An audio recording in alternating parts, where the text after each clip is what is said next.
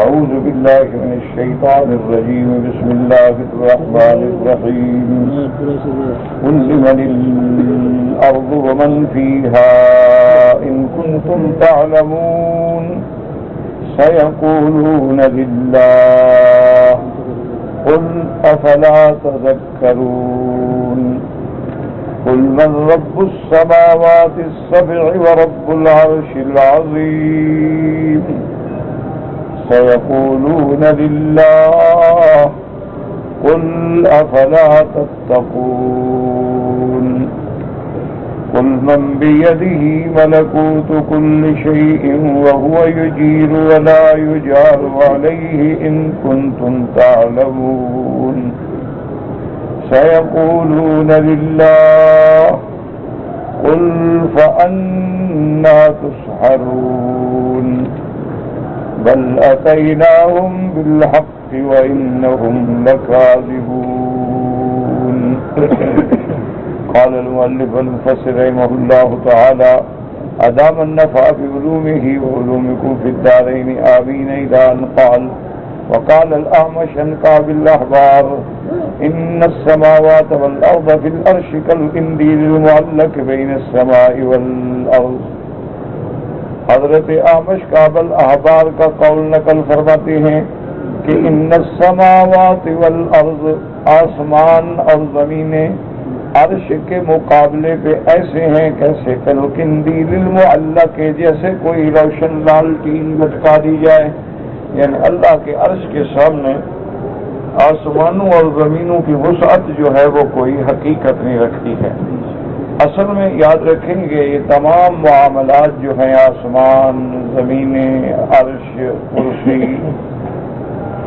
سدرۃ المنتہا اسی طرح نفخ صور اسی طرح صراط جنت جہنم یہ تمام چیزیں جو ہیں یہ عالم آخرت سے تعلق ہے یہ عالم برزخ سے تعلق ہے.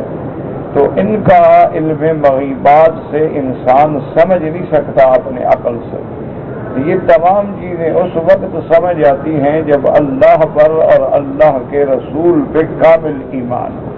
صرف آدمی اپنی عقل دوڑاتا رہے تو اتنا بڑا آسمان اور پھر کرسی اس سے بہت بڑی اور پھر عرش اس سے بڑا یہ کیسے ہوگا کیسے ہو سکتا ہے. تو یہ چیزیں عقل کے ترازو میں نہیں تولی جا سکتی. ہر چیز کا ایک ترازو ہوتا ہے. اب آپ دیکھیں نا کہ جس ترازو میں آپ بڑی بڑی گاڑیوں کا وزن کرتے ہیں اور ایک ترازو ہے جس میں آپ لوہے کا وزن کرتے ہیں اور ایک ترازو ہے جس میں آپ سونے چاندی کا وزن کرتے ہیں اور ایک ترازو ہے جس میں آپ ہیرے اور زمرد اور یاقوت اور پتھروں کا احجار کریمہ کا وزن کرتے ہیں. اب یہ تو نہیں ہے نا کہ وہ پتھر اٹھا کے اگر وہ ہیرے والے میزان پہ رکھ دیں تو وہ تو پیمانے ٹوٹ جائیں. اس لیے یہ ساری چیزیں جو ہیں ہمارے عقل کے میزان میں نہیں تولی جا سکتی. ان کو سمجھنا ہے تو پھر وحی کے میزان میں سمجھنا ہوگا. ان کو سمجھنا ہے تو نور ایمان کے میزان میں سمجھنا ہوگا. یہی وہ وجہ تھی کہ ابو جہل پریشان ہو گیا کہ جب حضور صلی اللہ علیہ وسلم نے اسے اپنے اسراء اور معراج کا واقعہ سنایا کہ ایک رات میں مسجد الحرام سے بیت المقدس پہنچا, پھر میں ساتوں آسمانوں پہ گیا, سدرۃ المنتہا پہ گیا, رؤیت باری تعالی, پھر نمازیں فرض ہوئیں, انبیاء سے ملاقات ہوئی, میں نے تمام انبیاء کو نماز پڑھائی, سب نے میرا استقبال کیا اور ابھی رات بھی نہیں گزری تھی کہ میں مکے میں واپس آ گیا. تو ابو جہل نے کہا یہ کیسے ہو سکتا ہے, یہ کوئی بات ہے؟ انہوں نے کہا ہاں وہ ٹھیک ہے, ہم کہتے تھے نا کہ آپ پر کچھ دیوانگی کا اثر ہے, یہ دیوانی والی باتیں یہ ہو سکتا ہے بھلا کہ ایک آدمی ایک رات بھی نہ گزرے اور اتنے بڑے مسافات ارضیہ اور سماویہ طے کر کے واپس آ جائے. لیکن جب حضرت سیدنا ابی بکر صدیق کے پاس آیا اور بطور تمسخر اور استہزاء کہنے لگا اب تو تمہیں مان لو نا, سنا تمہارا ساتھی کیا کہہ رہا ہے؟ تو ابو بکر نے فرمایا ماذا قال رسول اللہ, یہ بتاؤ کہ حضور نے کیا فرمایا ہے. انہوں نے کہا حضور فرماتے ہیں کہ ایک رات میں مسجد اقصی پہنچا, آسمانوں پہ پہنچا, سدرۃ المنتہا پہ پہنچا, انبیاء سے ملاقاتیں کی اور واپس بھی آ گیا اور رات بھی نہیں گزری. تو نے کہا صدق رسول اللہ. انہوں نے کہا بس حضور نے فرمایا ہے تو سچ فرمایا، بات ہی ختم۔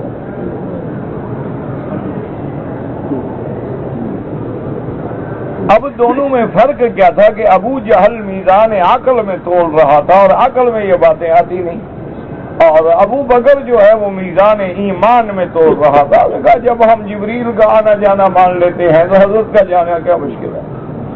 اگر جبریل وحی لے کے آتا ہے پھر آسمانوں پہ چلا جاتا ہے پھر آ جاتا ہے پھر چلا، اگر اللہ کا نبی چلا جائے تو کیا مشکل ہو گئی؟ تو اسی لیے اگر آپ عقل دوڑاتے رہیں گے کہ جی اتنا بڑا آسمان، اتنی بڑی زمین ہے اور کرسی اس سے بڑی، عرش اس سے بڑا ہے، تو کہاں ہے اور کیسا ہے، تو کوئی دنیا کی عقل نہیں سمجھتی۔ ہمارے عقول تو ابھی تک دنیا کے اللہ نے جو کواکب بنائے ہیں، ستارے بنائے، ان کو نہیں سمجھ سکے۔ ابھی تک چاند پہ زور لگا رہے ہیں، تو ابھی تو ایسے کواکب ہیں، نجوم ہیں، سیارات ہیں جن تک ان کی نہ عقل پہنچی ہے نہ ان کی دوربین ہبل پہنچی ہے۔ تو اور عرش اور کرسی کے معاملات تو اس وقت سمجھ آئیں گے جب ایمان ہو اللہ کے قرآن پر۔ اس لیے حضرت احبار فرماتی ہیں کہ آسمان کے سامنے ایسے ہیں جیسے قندیل۔ وقال مجاہد ما السماوات والارض فی العرش الا کحلقۃ فی ارض فلاۃ۔ حضرت مجاہد فرماتے ہیں کہ آسمان اور زمین عرش کے مقابلے پہ ایسے ہیں جیسے کسی چٹیل میدان میں کوئی کڑا ڈال دیں، وہ کڑا کتنی جگہ روکے گا؟ تو عرش اتنا بڑا ہے کہ آسمان و زمین اس کے سامنے اتنی جگہ بھی نہیں روکتے۔ وقال ابن ابي حاتم حدثنا علاء بن سالم قال حدثنا وكيع قال حدثنا سفيان الثوري عن عمار الذهبي عن مسلم البتيني عن سعيد بن جبير عن ابن عباس قال العرش لا يقدر قدره احد۔ حضرت ابن عباس فرماتی ہیں کہ سچی بات تو یہ ہے کہ عرش ایسی عظیم الشان چیز ہے کہ ہمارے اندازہ وہاں پہنچ ہی نہیں سکتا، ہم اس کا کوئی انداز کر نہیں سکتے۔ بس ہمارا ایمان ہے کہ اللہ کا عرش بھی حق ہے، کرسی بھی حق ہے، اور یہ ساری چیزیں جن کا ذکر قرآن مقدس میں ہے وہ حق ہے۔ وفی روایت اللہ عز و جل کے عرش کے حقیقت کو، اس کے مقدار کو، اس کے طول و عرض کو اللہ جانتے ہیں اور کوئی نہیں جانتا۔ وقال بعض السلف العرش من یاقوتۃ حمراء، اور بعض سلف فرماتے ہیں کہ اللہ نے عرش جو بنایا ہے تو سرخ یاقوت سے بنایا۔ ولہذا قال هاهنا رب العرش العظیم، بڑے عرش کا مالک جو ہے۔ وقال فی آخر سورۃ رب العرش الکریم الحسن البہی، عظیم سے مراد یہ ہے کہ وہ عرش بہت بڑا ہے، اور کریم سے مراد یہ ہے کہ وہ عرش جو ہے بہت خوبصورت اور بہت عزت و عظمت اور رونق والا ہے۔ وقد جمع جمال عرش بین العظمت بالاتساع والعلو والحسن الباہر، تو گویا اللہ تبارک و تعالیٰ نے عرش میں دونوں چیزوں کو جمع کر دیا ہے، اس کی عظمت بھی ہے، اس کی اتساع بھی ہے، علو بھی ہے، اور اس کا حسن و جمال بھی ہے۔ ولہذا قال انه من یاقوتۃ حمراء۔ وقال ابن مسعود ان ربکم لیس عنده لیل ولا نہار نور العرش من نور وجهه۔ حضرت ابن مسعود رضی اللہ تعالیٰ عنہ کا ایک قول ہے کہ یہ دن رات، چاند تارے سورج، ان کا تعلق جو ہے زمینوں اور آسمانوں سے ہے، عرش سے ان کا کوئی تعلق نہیں۔ عرش پہ جو روشنی ہے وہ اللہ کے جمال اور نور وجہ کی روشنی ہے۔ اللہ نور السماوات والارض، وقوله سيقولون لله قل افلا تتقون اذا كنتم تعترفون بانه رب السماوات رب العرش العظيم افلا تخافون عقابه وتحذرون عذابه في عبادتكم معه غيره واشراككم به۔ اللہ نے فرمایا سيقولون لله، یعنی وہ کہیں گے کہ سب اللہ کا ہے، کیوں اس کے علاوہ کوئی جواب ہی نہیں، اور وہ یہ بات مانتے بھی تھے۔ اسی لیے مکے کے کافر ہیں یا مشرک ہیں وہ مانتے تھے کہ اللہ ہے، اللہ خالق بھی ہے، مالک بھی ہے، رازق بھی ہے، اسی لیے تو اللہ کا کعبہ بنایا۔ اگر اللہ کو نہ مانتے تو کعبۃ اللہ بنانے کی کیا ضرورت ہے؟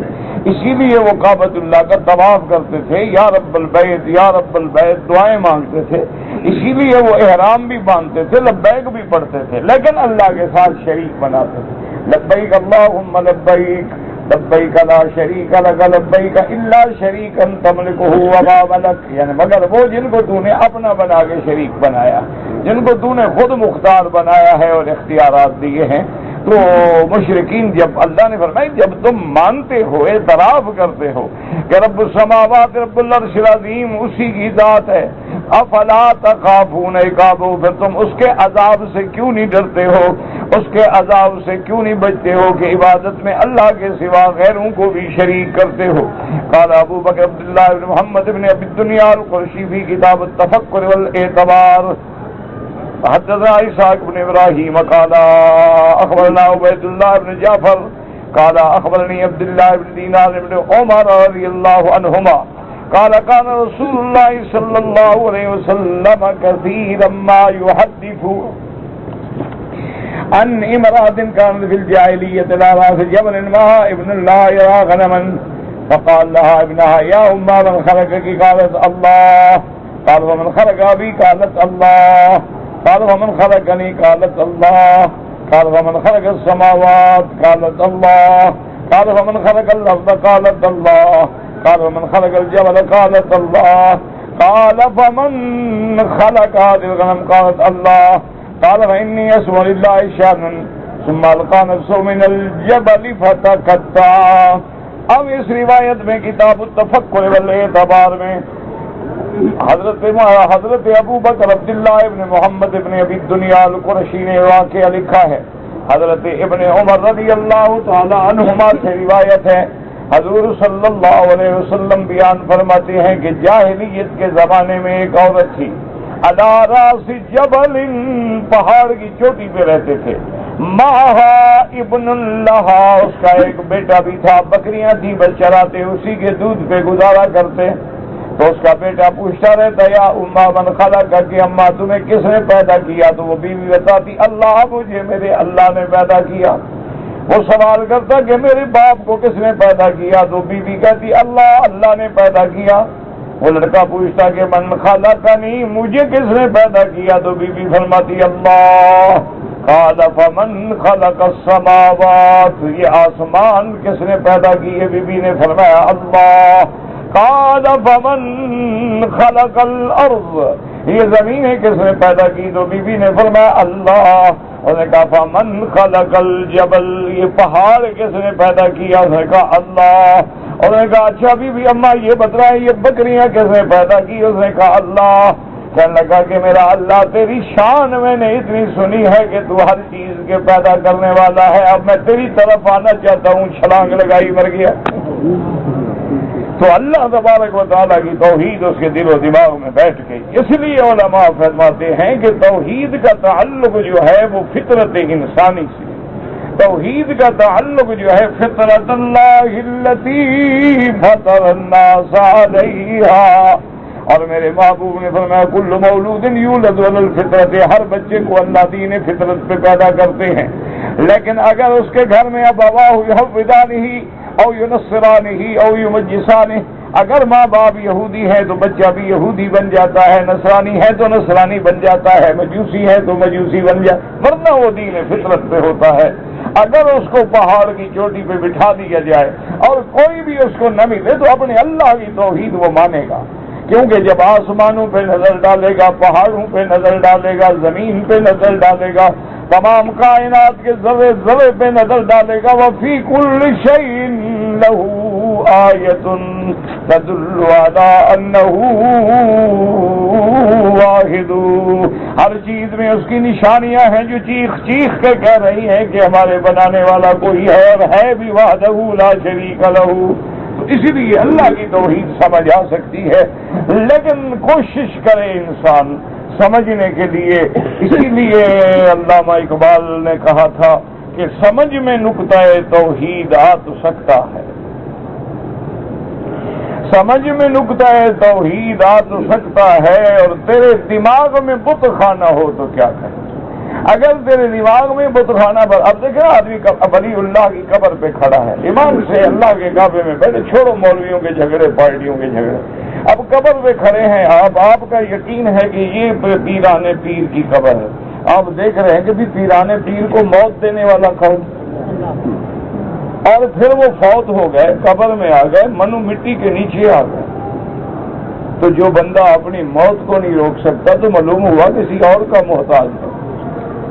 جو بندہ قبر سے اٹھ کے باہر اپنی مرضی سے نہیں آ سکتا تو معلوم ہوا وہ کسی اور کا محتاج ہے، اور جو محتاج ہو وہ حاجت روا کیسے بن سکتا ہے، وہ مشکل کشا کیسے بن سکتا ہے؟ تو یعنی ایک عقل کی بات ہے، فطرت کی بات ہے۔ اگر بندہ سمجھنا چاہے تو اس کے لیے کسی بہت بڑی سوچ وچار کی ضرورت ہی نہیں ہوتی۔ بھئی ہمارے ہاتھوں میں ہے، ہمارے سامنے ہے کہ اللہ کے اولیاء ہیں، بزرگان دین ہیں، علماء ہیں، مشائخ ہیں، ان پہ دکھ بھی ہے، سکھ بھی ہے، تکلیفیں بھی ہیں، راحت بھی ہے، حیات بھی ہے، موت بھی ہے، قبر بھی ہے، معلوم ہوا کسی اور نظام کے ماتا۔ تو وہ جس کے محتاج ہیں وہی رازق ہے، وہی مشکل کشا، وہی حاجت روا۔ اچھا ہم خود جاتے ہیں، اولیاء اللہ جب تک زندہ ہوں، اللہ والے زندہ ہوں، ہم خود جاتے ہیں ان کی خدمت میں کہ حضرت میرے لیے دعا کریں۔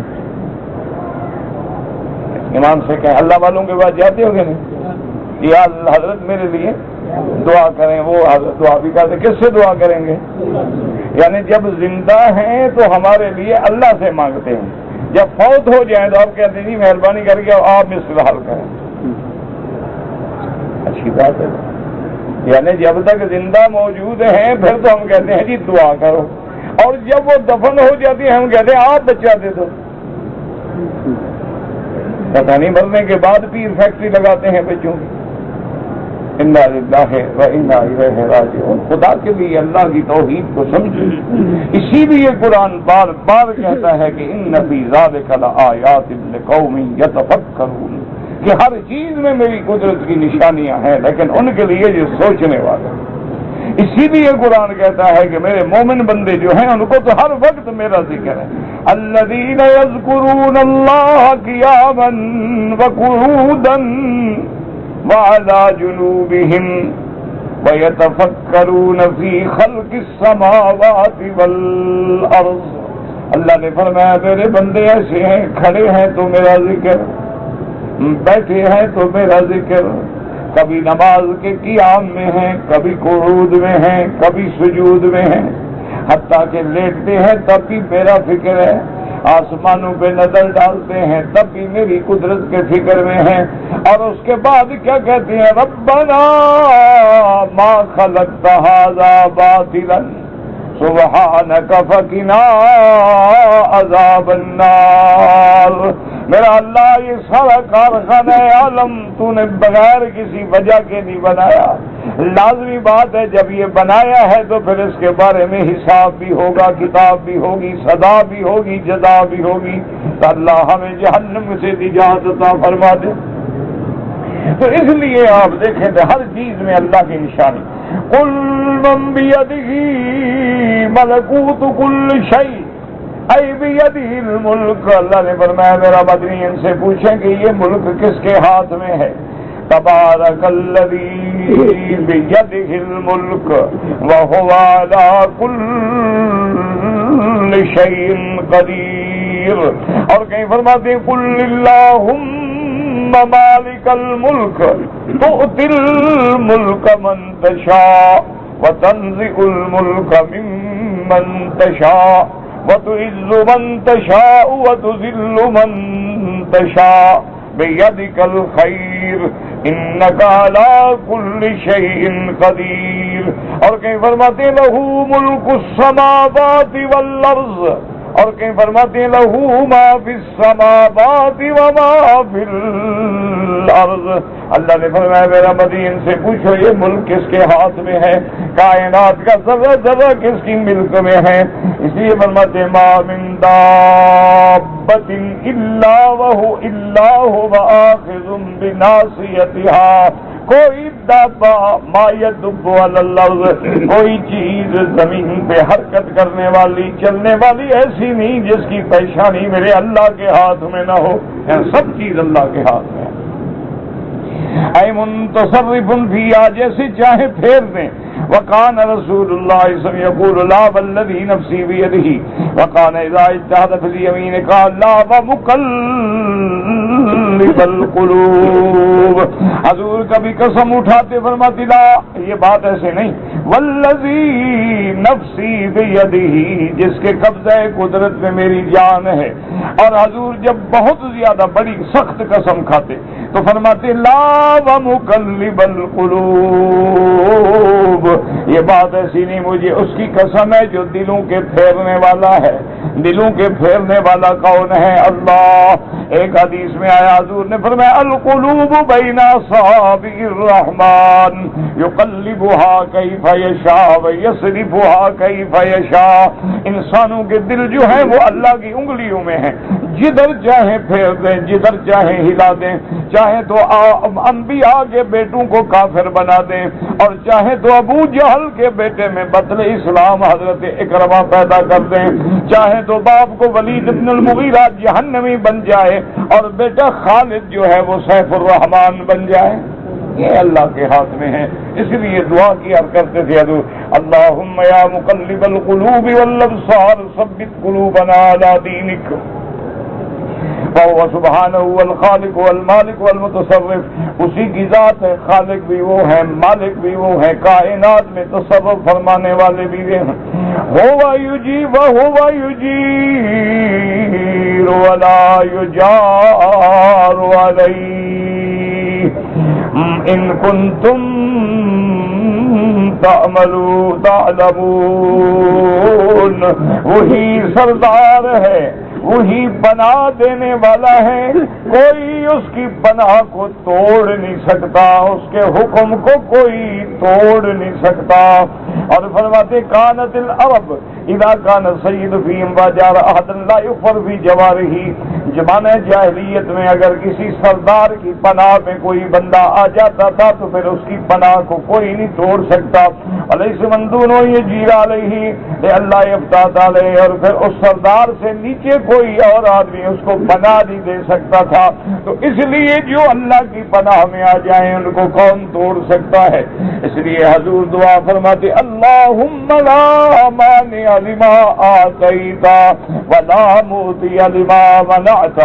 میرا اللہ کوئی روک نہیں سکتا اگر تو دینا چاہے، اور کوئی دے نہیں سکتا اگر تو روکنا چاہے. اور اگر تو نہ چاہے تو ہماری کوئی کوشش جو ہے وہ کامیاب نہیں ہو سکتی. دینے والی بھی تیری ذات ہے، روکنے والی بھی تیری ذات ہے. اس لیے حضور دعا مانگتے تھے اللہم زدنا ولا تنقصنا، اللہم آتنا ولا تحرمنا.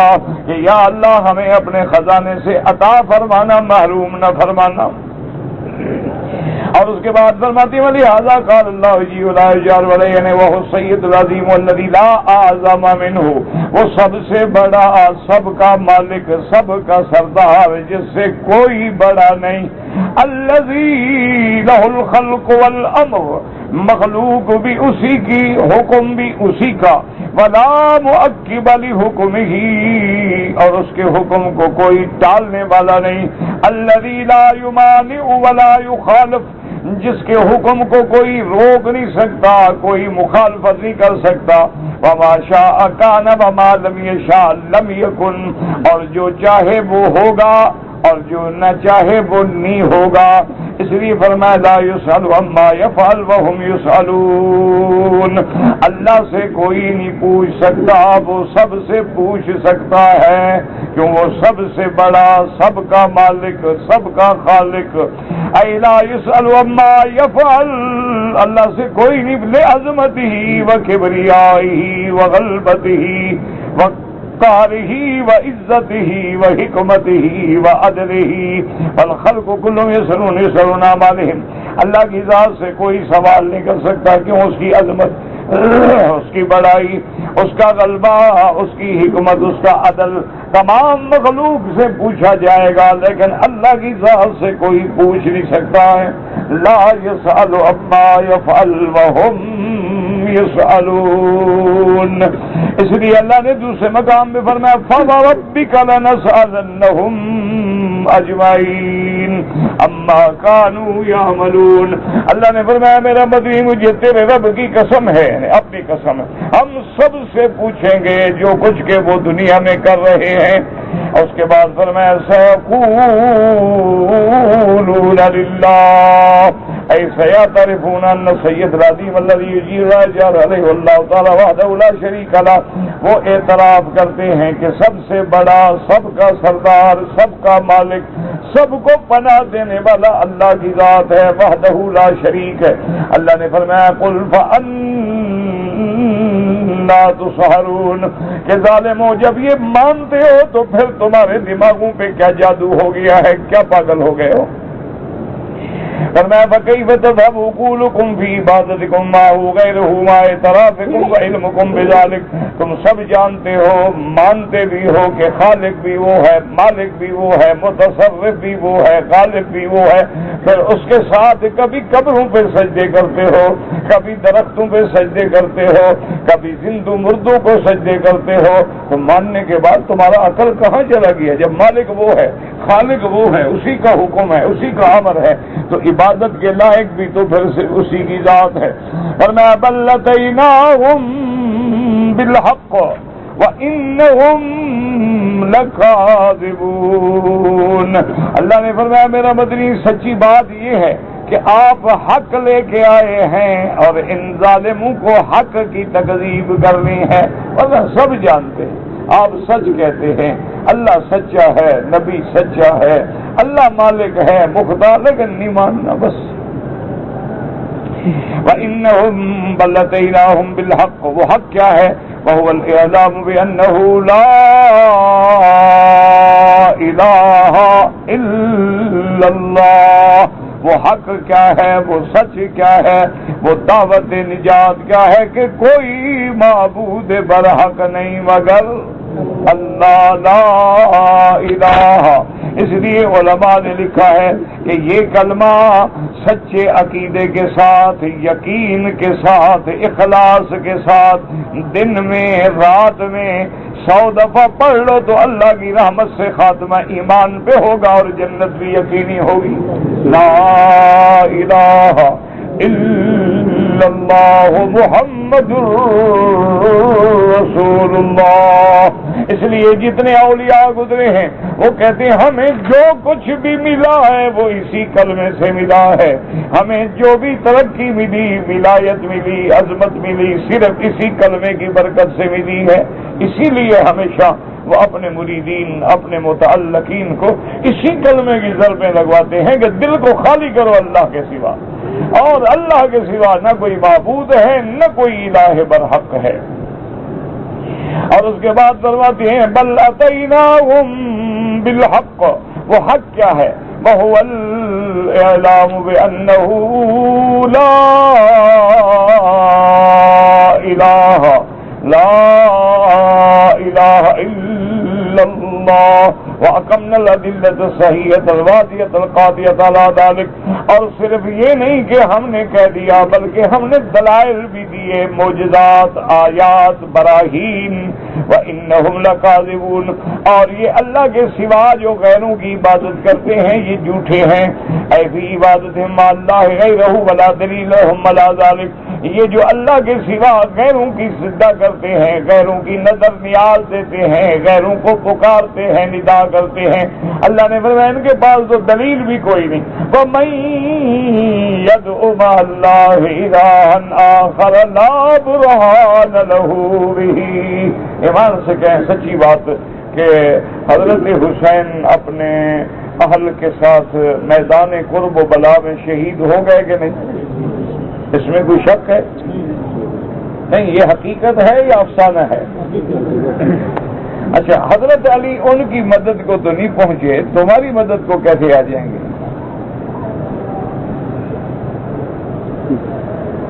ذرا عقیدے کو ٹٹولو۔ بھائی قرب و بلا مدینہ شریف سے تو قریب ہے نا، نجف سے بھی قریب ہے، تمہارے ملک سے تو بہت دور ہے نا۔ تم جو پکار رہے ہو یا علی کے نعرے لگا رہے ہو وہاں تو پہنچے نہیں جہاں بچے شہید ہو رہے ہیں۔ انا للہ و انا الیہ راجعون. بس یہی کہہ سکتے ہیں. دعا کرو کہ اللہ جن کے عقائد غلط ہیں اللہ ہدایت. دعا کیا کرو. یہ مسئلے لڑنے سے حل نہیں ہوتے. یہ مسئلے ڈنڈے کے زور سے حل نہیں ہوتے. یہ مسئلے حل ہوں گے جب تم ادعو الی سبیل ربک بالحکمت والموعظۃ الحسنہ. نہ ایمان سے کہیں بلال نے مار کھائی ہے, مارا تو نہیں نا کسی کو. حضرت بلال نے مار کھائی, تڑپتے رہے. اچھا وہ امیہ اتنا ظالم تھا بدبخت کہ جب عین مکے کی گرمی ہوتی تھی اور پتھر آگ کی جل رہے ہوتے تھے, وہ بدبخت جا کے ان کو پتھروں پہ لٹا دیتا تھا, کپڑا بھی اتار دیتا تھا, اور بڑا پتھر لے کے وہ بھی سینے پہ رکھ لیتا تھا, اور کھجوروں کے اتنے بڑے بڑے کانٹے لے کے چپ ہوتا تھا. اور ایک ہی بات, ایک ہی رٹ لگی ہوئی تھی, کہتا تھا بس اترو, کلمہ چھوڑ دو. حضرت بلال بے ہوش ہو جاتے. جب ہوش آتا کہتے احدن احدن, وہی ایک. اندازہ کریں کہ اتنے ظلم و بلال جی جیت گیا. بس اصولی بات ہے میرا بھائی, کبھی مسئلے زور سے نہیں حل ہو, لڑائی سے نہیں حل. اب دیکھیں نا بعض اوقات قبیلوں میں لڑائیاں ہو جاتی ہیں, زمین پہ, کوئی عورت پہ, کوئی شادی پہ, کوئی اس پہ, پانی پہ. 10 ادھر مارے گئے, 10 ادھر مارے گئے, حل کچھ بھی. نتیجہ بندے مارے گئے, گھر اجڑ گئے, عورتیں بیوہ ہو گئیں, بچے یتیم ہو گئے, زمینیں وہیں پڑی جہاں پڑی تھی. کوئی نتیجہ کیا نکلا.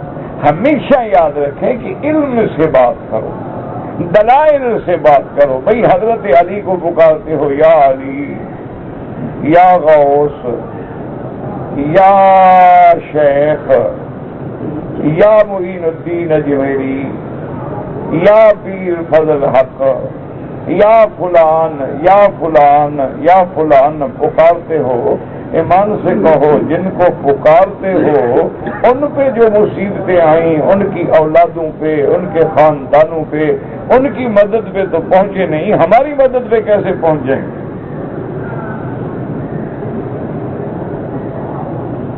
اچھا, پھر کوئی مائی کا لال کسی مذہب سے تعلق رکھتا ہو, جب سیدنا حسین امتحان میں گزر رہے تھے, جب آپ ابتلا و اختبار کی چکی میں پس رہے تھے, ایک مائی کا لال دکھا دے کہ انہوں نے حضرت علی کو پکارا, یا انہوں نے یا رسول اللہ کا نعرہ مارا. انہوں نے تو اپنے ساتھیوں کو بھی یہی فرمایا.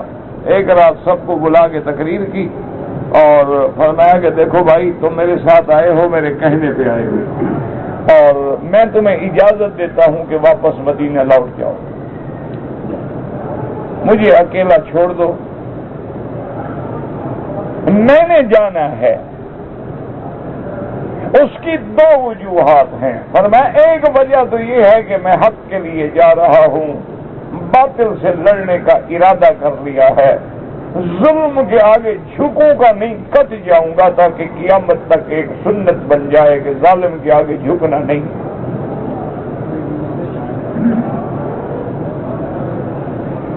اور اللہ کی توحید ثابت ہو جائے کہ جب اللہ چاہتے ہیں تو پھر میں نے مر جانا ہے, شہید ہو جانا ہے. اسی لیے اقبال نے کتنی دور کی بات کی تھی کہ سر داد نہ داد دست در دست یزید, حقا کے بنا الہ ہست حسین.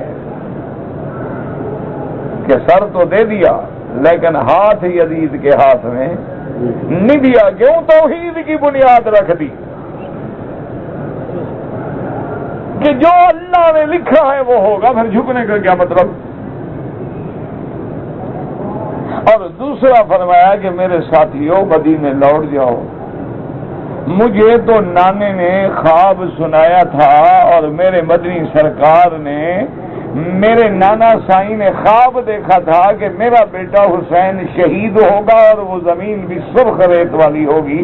میرے ابے کا نانے کا خواب غلط ہی نہیں ہو سکتا، میں نے تو شہید ہونا ہے۔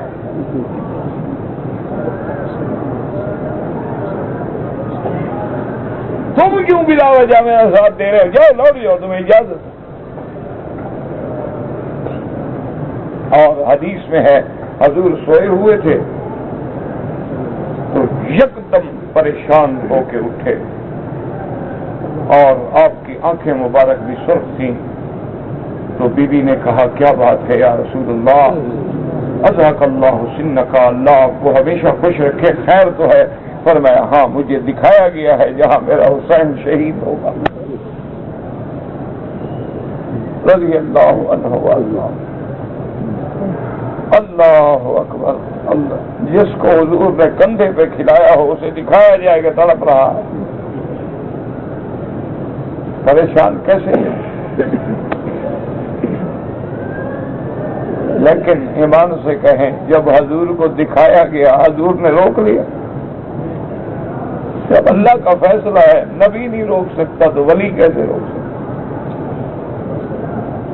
اللہ اکبر۔ حضور نے پہلے اور فرمایا مجھے وہ جگہ بھی دکھلائی گئی ہے، آج بھی وہ سرخ زمین اور سرخ ذرات ریت کے میرے سامنے۔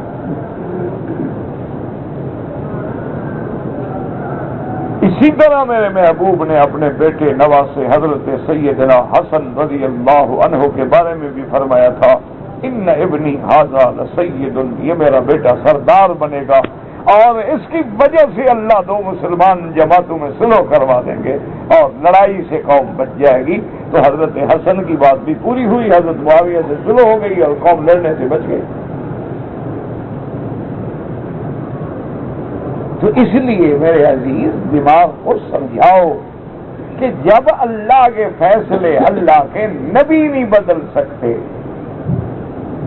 اللہ کے فیصلے اللہ کے رسول پیغمبر نہیں بدل سکتے ہیں۔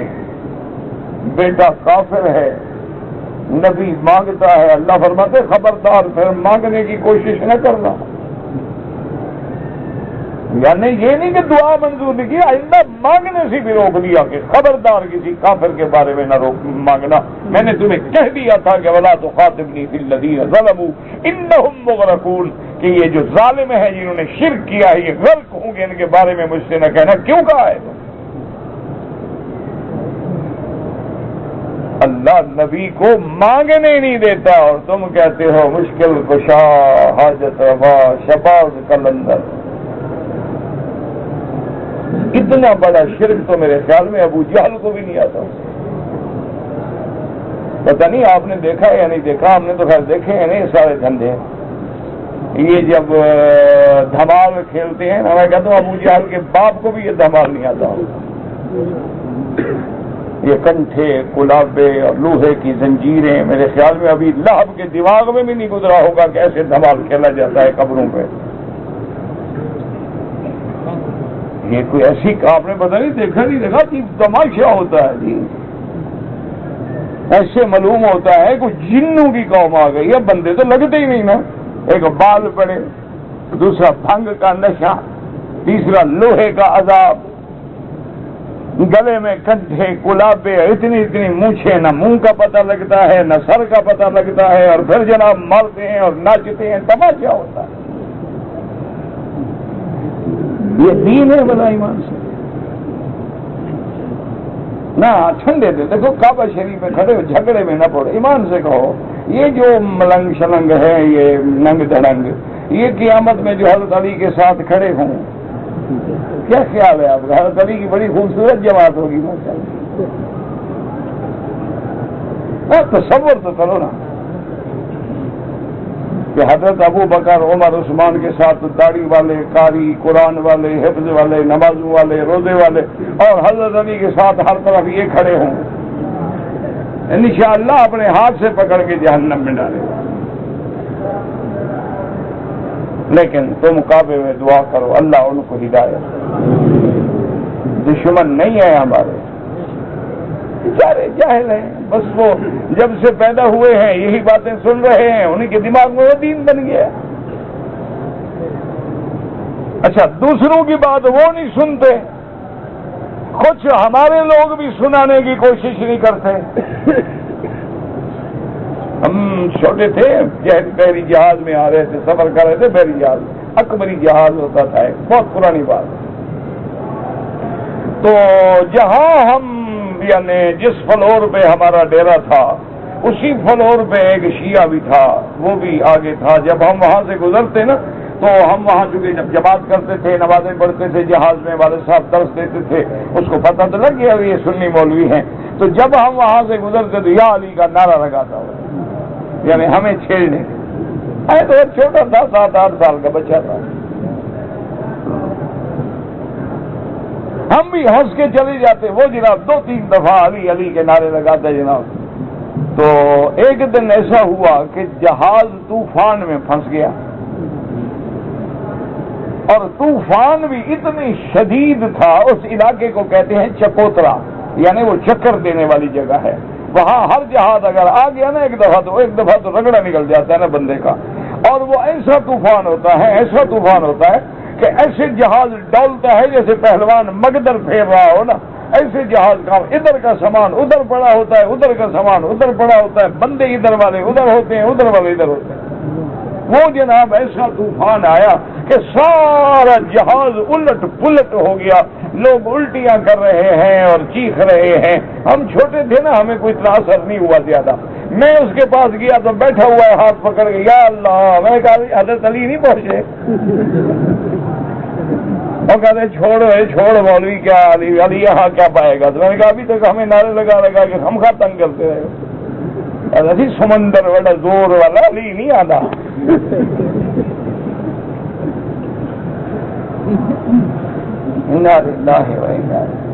اچھا، جب وہ ہم نکل گئے اسے پھر وہی آ رہی۔ اب اس کا کیا علاج ہے مجھے بتاؤ؟ علاج کیا ہے؟ قرآن سچا ہے۔ قرآن کہتا ہے جب کشتی ڈوبنے لگتی ہے، دعوا اللہ مخلصین لہ الدین، پھر مجھے پکارتے ہیں۔ فلما نجاہم الی البر، اور جب میں درخواستیں سن کے خشکی پہ اتار دیتا ہوں تو پھر قبروں پہ سجدے کرتے ہیں۔ اذا ہم بربہم یشرکون، پھر کہتے ہیں پیران پیر تیری مہربانی، تو نے بچا لیا ہے۔ یعنی ایسے جاہل بھی آپ نے دیکھے ہوں گے، ملتزم پہ کھڑے ہوتے اور کہتے ہیں پیران پیر تیری مہربانی سے ہم آئے ہیں۔ اسی لیے مجھے ڈر لگتا ہے، میں کہتا ہوں اللہ میاں اگر چاہے نا، آج مکے والے کافر مشرک قبروں سے نکل آئے اور وہ ہماری برادری کو دیکھیں تو کان پکڑ کے بھاگ گیا، تو کہیں بابا یہ کوئی اور بلا ہے۔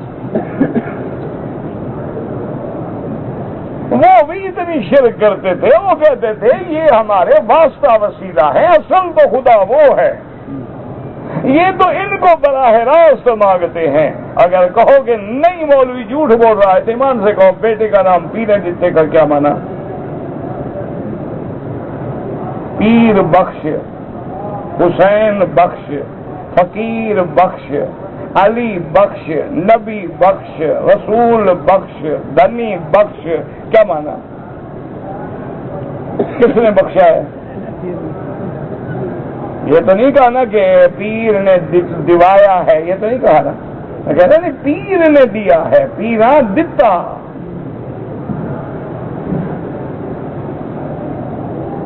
یہ نہیں کہتے کہ ہم نے پیر سے کہا، پیر نے خدا سے کہا، اللہ نے سننا، نہ وہ کہتے ہیں اللہ نے ان کو اختیار دے دیا ہے، پاور آف اٹارنی ان کو دے دی ہے اور مختار عام دے دیا ہے، خود چھٹی پہ چلے گئے۔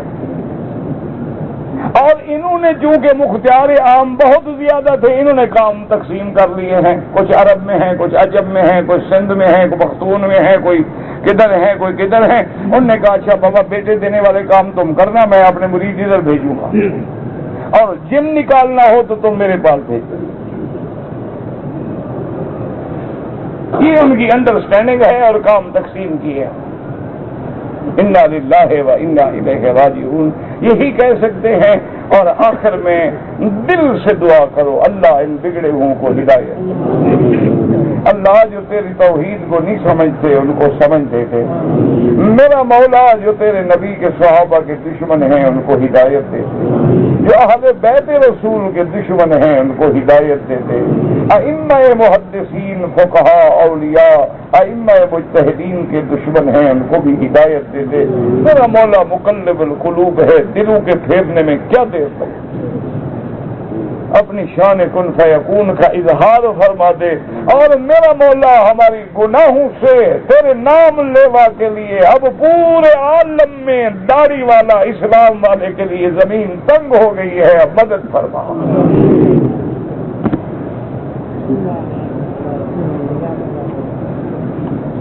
انا للہ و انا الیہ راجعون.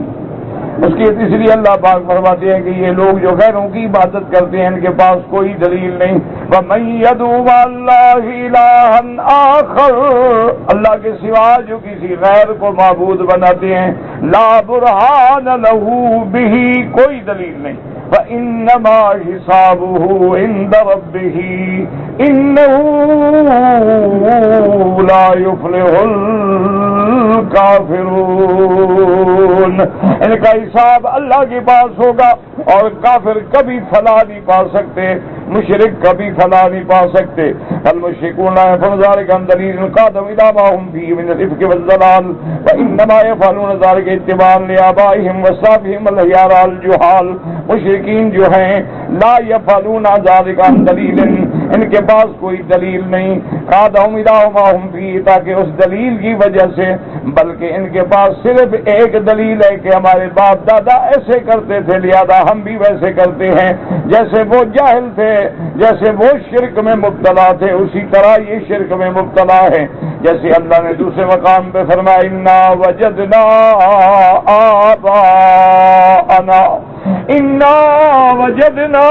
آباءنا علی امۃ وانا علی آثارہم مقتدون. ہم نے اپنے باپ دادے کو اسی طریقے پہ پایا ہے لہذا انہی کے طریقے پہ ہم چل رہے ہیں. لہذا نہ مشرک کے پاس کوئی دلیل نہیں ہوتی بلکہ باپ دادے کی اندھی تقلید ہوتی ہے جس میں کوئی حقیقت نہیں ہوتی. اس لیے دعا کیا کریں, یہ بڑی جگہ ہے, یہاں کسی کی بربادی نہیں ہدایت کی دعائیں کریں. ہاں کفر کے ظلم کو مٹنے کی اور مٹانے کی اللہ ان کے ظلم کو بھی مٹائے اور ان کو بھی مٹا دے. کہتے تھے کہ وضو کرنے کے بعد اگر کسی بندے نے سگریٹ پی لیا تو وضو ٹوٹ جائے گا. وضو تو نہیں ٹوٹتا لیکن ہے بڑا عجیب بندہ کہ وضو کر کے اللہ کا نام لینا چاہیے کہ سگریٹ پینی چاہیے. پتہ نہیں یہ تو نہیں عقیدہ کہ سگریٹ وضو کر کے پیتا ہو کہ اچھا کام ہے. پاک صاف ہو کے پاک چیز پیوں. انا للہ و انا الیہ راجعون. زمزم پینے کا کیا طریقہ ہے؟ جیسے دوسرا پانی پیتے ہو بیٹھ کے پیو, بسم اللہ الرحمن الرحیم 3 دفعہ سانس نکالو. اگر کوئی کھڑے ہو کے پی لے تو گناہ نہیں ہوگا. یہ مانا نہیں کہ کھڑے ہو جاؤ. ہوئے سب سے افضل عبادت کیا ہے؟ طواف. کیونکہ باقی ہر عبادت آپ ہر جگہ کر سکتے ہیں, نمازیں پڑھ سکتے ہیں, قرآن پڑھ سکتے ہیں, زکوٰۃ صدقات خیرات دے سکتے ہیں, لیکن طواف کسی جگہ نہیں کر سکتے. افضل عبادت نفلی عبادات میں طواف ہے. کہتے جی کہ قبر پہ اگر دعا مانگیں تو رخ جو ہے وہ کعبے کی طرف. ہاں بالکل, دعا بھی اللہ سے مانگیں اور توجہ بھی کعبے کی طرف ہو. کہتے جی فاتحہ خوانی کے لیے کسی کے گھر جائیں. فاتحہ خوانی تو بدعت ہے نا, یہ تو رواج بن گیا ہے نا. اصل بات تو یہ ہے کہ جا کے کہیں کہ اللہ تمہیں ثواب دے, اجر دے, اور اللہ مرنے والے کی مغفرت کرے. عظم اللہ اجرکم, اللہ تمہارے لوگوں کے ثواب کو بڑھا دے اور تمہیں صبر کی توفیق دے. باقی یہ ہر وقت ایک آدمی ہے فاتحہ پڑھو پر دوسرا ہے, فاتحہ پڑھو پر تیسرا ہے, فاتحہ تو بدعت ہے. اگر مکے میں نماز قضا ہو جائے ادا کر لے ٹھیک ہے، کافر کیوں ہو جائے؟ اللہ کے بندے، کافر وہ ہے جو نماز چھوڑ دے۔ میرا بھائی جدے میں رہتا ہے، اگر میں بھائی کو ملنے جدے جاؤں اور وہاں سے احرام باندھ کے عمرہ کر لوں، بالکل جائز ہے، کوئی منع نہیں۔ اگر پہلی اتحیات میں بھول کے درود شریف پڑھ لے تو احناف کے نزدیک تو سجدہ سہو ہوگا، باقی ائمہ کے نزدیک سجدہ سہو واجب نہیں ہوتا۔ کہتے جی کہ جنت میں حوریں ملیں گی، انشاءاللہ ملیں گی، کیوں نہیں ملیں گی؟ دعا کرو اللہ جنت نصیب کرے۔ ابھی تو ان حوروں سے بھگتو نا جو گلے میں ہیں،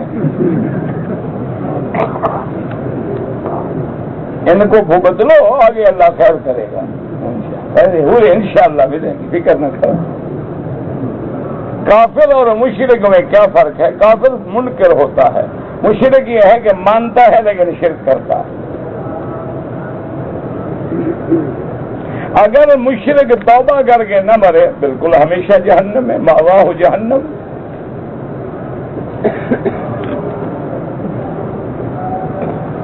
حضرت علی کہاں پیدا ہوئے؟ مکے میں۔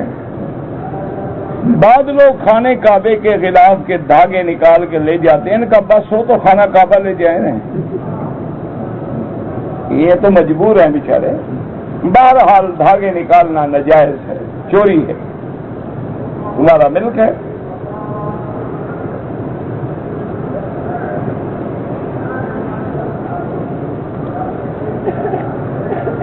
میرے والد صاحب حیثیت ہیں، حج فرض ہے، عمرہ کرنے آئے ہیں،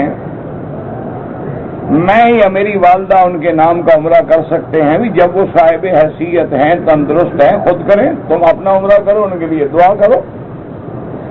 اگر والدین نے وصیت کی ہے کہ میرا عمرہ کرنا تو پھر کر سکتے ہیں۔ کسی نے طواف کے لیے نہیں کہا اپنا طواف کرو، ان کے لیے دعائیں کرو۔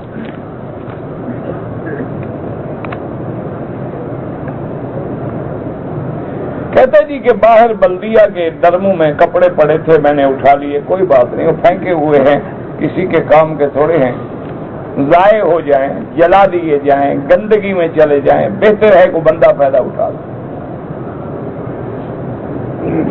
ایک عمرہ تو کر لیا ہے، اگر دوسرا عمرہ کرنا چاہے تو پھر آپ کو مسجد عائشہ یا جیرانہ جانا ہوگا۔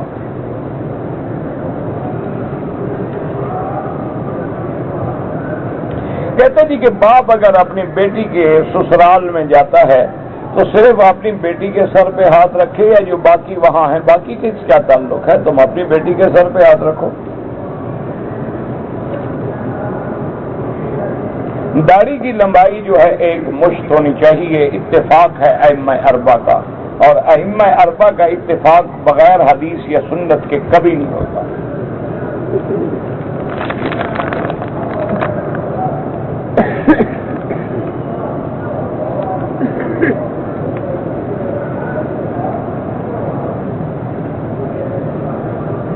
میں پریشان ہوں، 4-5 مہینے سے فارغ ہوں، کام نہیں ملتا۔ میرا بھائی اللہ کی طرف لو لگاؤ، پریشانی کے وقت ہی تو دعائیں منظور ہوتی ہیں نا۔ اللہ سے نا امید نہ ہوں، بس رو رو کے اسی کو پکارو، استغفار بھی کثرت سے پڑھو، اور حسبنا اللہ و نعم الوکیل یہ بھی کثرت سے پڑھو، اللہ دکھ دور کریں گے۔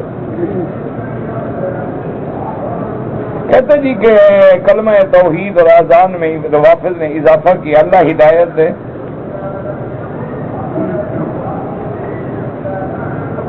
بغیر داڑھی والے کا طواف نہیں ہوتا، طواف تو سب کا ہوتا ہے، داڑھی ہو یا نہ ہو۔ لیکن بہرحال بہت بڑا گناہ ہے کہ آدمی سنت کا مخالف بن کر حضور صلی اللہ علیہ وسلم کی صورت مبارکہ کو پسند نہ کرے، تو بہت بڑی گناہ کی بات ہے۔ توبہ کرے، استغفار کرے۔ یہ نہیں کہ طواف نہیں ہوگا، نماز بھی ہو جاتی ہے، طواف بھی ہو جاتا ہے، وہ تو سب کا ہو جاتا ہے۔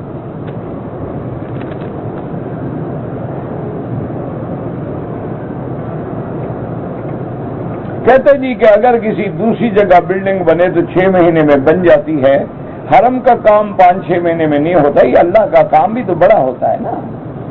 وہ تو بندوں کے کام ہے، جلدی ہو جاتے ہیں. یہ اللہ کا کام ہے، جلدی کریں. روٹی کہاں سے کھائیں گے؟ لگے ہوئے ہیں. جب تک خدا کا گھر ہے، روزی مل رہی ہے، تمہیں کیا تکلیف ہے؟ پتہ نہیں، تم سے تو نہیں لیتے نا. اللہ کے بندے، خدا کا دروازہ ہے، روٹی کھا رہے ہیں، غریب لگے ہوئے ہیں، سارے دن میں ایک اینٹ لگاتے ہیں ماشاءاللہ. زیادہ لگائے نا تو دوسرا آگے ڈانٹتا ہے، وہ کہتا ہے بدبخت رہنا ہے کہ جانا ہے؟ کام ختم ہوگا، ویزا ختم، جاؤ. لگا رہو جب تک زندگی ہے، نہ کام ختم ہو نہ ہم ختم. اللہ کے گھر سے کھا رہے ہیں، تمہیں کیا تکلیف؟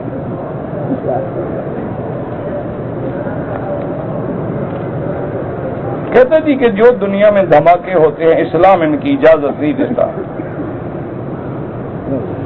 کہتے جی کہ آپ کپ میں کیا پیتے ہیں، بھئی اس کو پلا کے دکھا دینا.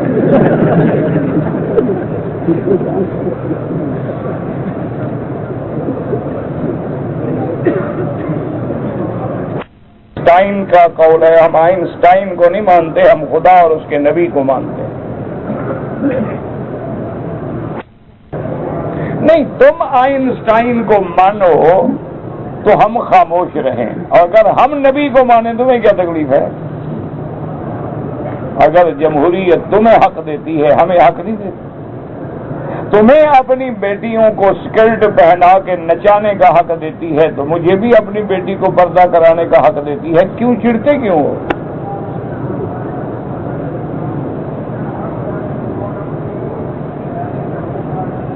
کسی جنس پہ زائد رقم وصول کرنا، ایک بوری کھاد کی قیمت 500، ادھار 600، تو یہ سود نہیں ہے نا خدا کے بندے.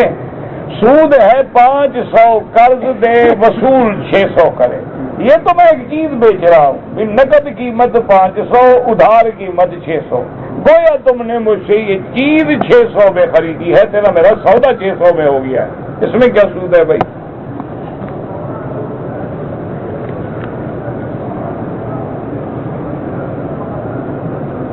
حجر اسود کی نشان زمین پہ نظر نہیں آتی، حجر اسود تو نظر آتا ہے. اسی لیے انہوں نے مٹایا ہے کہ اسی کو ڈھونڈتے ڈھونڈتے ساری مخلوق رک جاتی ہے.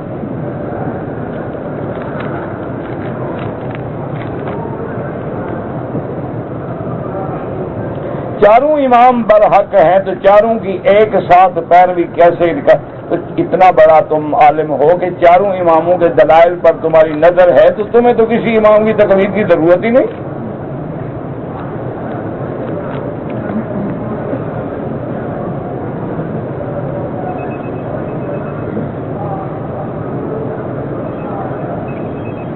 اگر میں کمپنی نے مجھے حاضری پہ رکھا ہے، اگر ایک آدمی مہینے میں ایک چھٹی کرے، میں اس کی حاضری لگا دوں تو قیامت میں تم پکڑے جاؤ گے کہ اور تنخواہ ایک دن کی ناجائز دے گا اور دلانے کا ذریعہ تم بن رہے.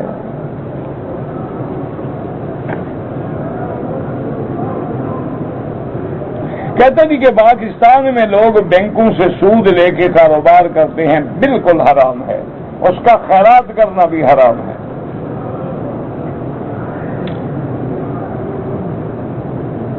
اگر انسان عصر کی سنتیں پڑھ رہا ہے، نماز کھڑی ہو گئی، اگر 4 سنتوں کی نیت تھی 2 پہ سلام پھیر کے نماز میں مل جائے، بعد میں سنتیں پڑھ لے.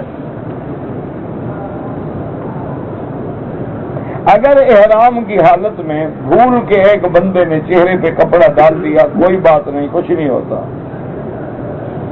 اگر احرام سے فارغ ہونے کے بعد میاں بیوی ایک دوسرے کے بال کاٹ لیں، کوئی بات نہیں، جائز ہے. کہتے ہیں کہ حضرت علی کعبۃ اللہ میں پیدا ہوئے، لیکن اللہ عالم کوئی ایسی روایت نہیں جس پہ اعتماد کیا جا سکے. اصل بات یہ ہے کہ چونکہ آپ مکے میں پیدا ہوئے اور آپ کا گھر حرم مبارک میں تھا تو اس لیے کہہ دیا جاتا ہے کہ کعبے میں پیدا ہوئے. جیسے اللہ فرماتے ہیں کہ قربانی حج کی کہا کرو ہدیم بالغ الکعبہ، کہ حجی جو ہے حج کی جانور کعبے میں ذبح کرو. ذبح تو تم مینا میں کرتے ہو، تو سارے حرم کو بھی کعبہ کہا جاتا ہے.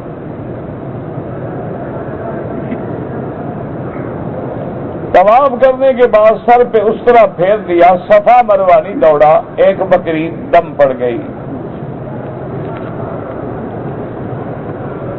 اگر ایک آدمی نے 5 یا 6 عمرے کیے تو ہر دفعہ اس طرح پھروانا ہوگا، بالکل بال ہوں یا نہ ہوں، ہر عمرے کے بعد اس طرح پھروانا ہوگا۔